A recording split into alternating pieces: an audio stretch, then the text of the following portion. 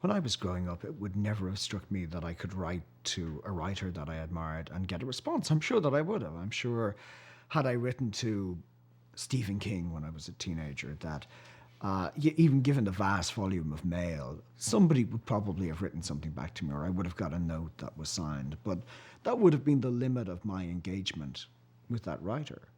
Now, as a reader, I can go onto a writer's website. Most writers will offer a facility to get in touch with them, or there is a forum for this discussion of ideas to which the writer will contribute. And I think that's wonderful. I've had a website for about 6 years, and I had it set up because people were always asking me questions. You know, can I have a biography? Can you tell me the ISBN of something or other? Who is your agent? Who deals with your foreign rights? Have you got a photograph that I can use? You know, all loads of questions like this. So I set up the website as this kind of static place in order that, you know, whenever people contacted me, I would say that information is on my website. I made a website for my own book, but it was partly because the book is packaged by the publisher and they have a certain idea of how they want to present it. And it isn't that I take issue with that, but it isn't exactly the way I would present the book. And, you know, you have to let them do their thing because they know how to sell books and I don't. But that said, I had an idea of a kind of aesthetic world in which my own book would float. And so making the website was a really fun way for me to be able to realize that. But it's also quite a good R&D lab, I've found, is that when I have an idea, like I had this sort of idea for offering upgrades to books. So you can upgrade my book, say, you know, The Well of Lost Plots, to version 1.1, and all the errors that crept in, all the typos and little mistakes that I made, I could actually then say, you know, turn to page 23, and, you know, where it says summer, cross it out and turn it to spring, you know, and congratulations, you've now upgraded your book. And ideas like that, and that particular idea led on to, you know, almost an entire plot line in another Thursday book. So there's all sorts of little ideas that kind of, you know, sort of creep in whilst using the website. The internet is my best friend. I love it. I Google all day long. I Google everything. I don't go to libraries. I don't hardly do research on anything. I Google everything. I love the internet. Having Google at your fingertips is a great research tool for any writer. There's also a danger when you're researching something historical that you can get kind of lazy and rely upon Wikipedia or something, which is, you know, as we all know, not necessarily the most accurate. And I go to Wikipedia every day to look up something or other, but it's not. You don't want your World War II novel to be dependent on what you've read on Wikipedia. I use the internet as much as the next person, but I still think the best search engine is a cagey researcher. You know, I felt like my book, had I relied on search engines, this book would not have half the charm that it has, you know? Part of it was getting in the grime and looking up and finding documents that are not online. You know, and I think that if you can do both, if you're kind of a flexible hitter like that, it's kind of nice.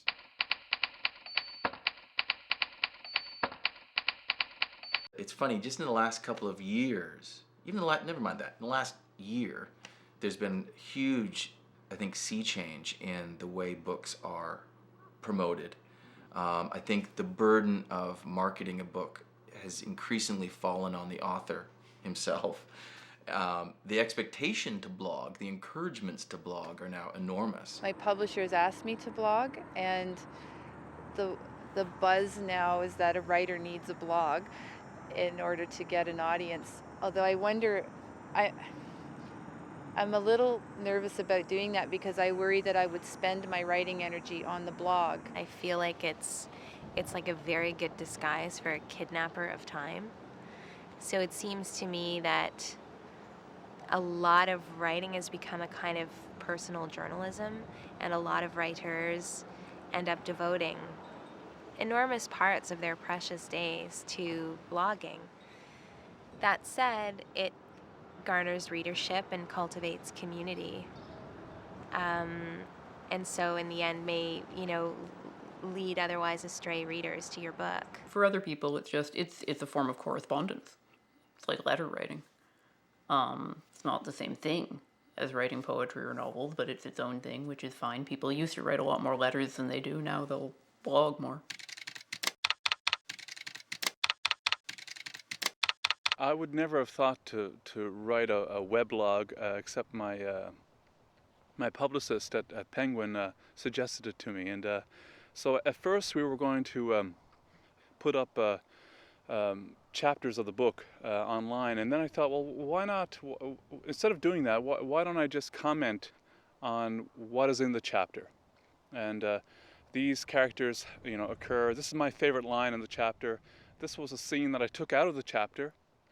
Things like that. So it's sort of more of the director's cut to the novel, and that got very exciting and got great response. So, people hearing me online talking about my book. It's wonderful to have direct, immediate access to the audience. When I finish a book, it's a year from when I finish it to when you can buy it in the bookstore. But if I say, I'm wrestling with doing something about the end of the Cold War and how much game theory impacted that, which is something I'm writing about right now, put that in my blog, 18 minutes later, there's a reply from somebody. 24 minutes later, another reply, and a dialogue that the writer doesn't have normally with the readers. It's wonderful.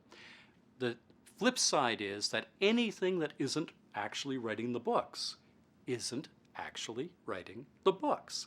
And it is so easy, and I've seen this happen to some of my colleagues, for the blogging to become their principal written outlet. And for them to go, oh, it's been 2 years, now it's been 4 years since I had a book. Well, I used to be a novelist, and now I'm a blogger. I don't ever want to make that transition. I enjoy the immediacy. I enjoy having a place to put my views on whatever, but principally, I'm a novelist, and anything that gets in the way of that, having a website, blogging, podcasting, all these buzzwords, I've got a MySpace page, a Facebook page, I'm on LinkedIn, all of that, and all of those are thieves of time from being at the keyboard and actually writing the books. And it's a very delicate balancing act for any writer.